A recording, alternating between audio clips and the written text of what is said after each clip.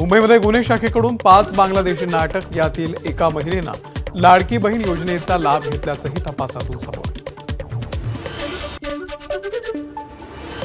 पुण्यात अटक करण्यात आलेल्या बांगलादेशी घुसखोरांकडे अनेक बनावट ओळखपत्र, आधार कार्डसह मतदान कार्डही आढळलं.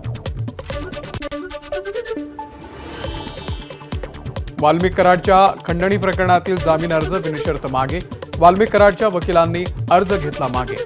जामीन अर्जावरील सुनावणी 2 वेळा लांबणीवर. वाल्मिक कराडच्या पोटदुखीच्या त्रासावरती अंजली दमानी यांची टीका, काल न्यायालयीन कोठडी आणि रात्रीचा आराम सुरू, दमानी यांची एक्स पोस्ट.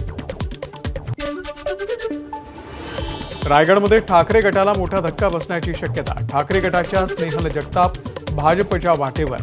मुख्यमंत्री देवेंद्र फडणवीस यांच्या उपस्थितीमध्ये भाजपमध्ये प्रवेश करणार असल्याची सूत्रांची माहिती.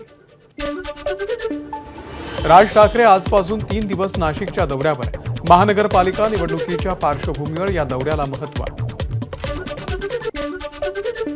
भाजपच्या आमदार देवयानी फरांदे मनसे अध्यक्ष राज ठाकरेंच्या भेटीला. विधानसभेसाठी नाशिक मध्य मतदारसंघामधून मनसे उमेदवारानं फरांदेंसाठी घेतली होती माघार, सदिच्छा भेट घेण्यासाठी आल्याची फरांदेंची माहिती. नाशिकमध्ये मनसे पदाधिकाऱ्यांना रोहित पवारांसोबत फोटो काढण्याचा मोह आवरला नाही. रोहित पवारांसोबत फोटो काढण्यासाठी पदाधिकाऱ्यांची चलबिचल. परिवहन मंत्री प्रताप सरनाईक यांच्याकडून कुर्ला एसटी स्टँडची पाहणी. प्रवाशांनी परिवहन मंत्र्यांच्या समोर बसला तक्रारींचा पाढा. उशिरा सुटणाऱ्या गाड्यांसंदर्भात सरनाईकांनी जाब विचारला.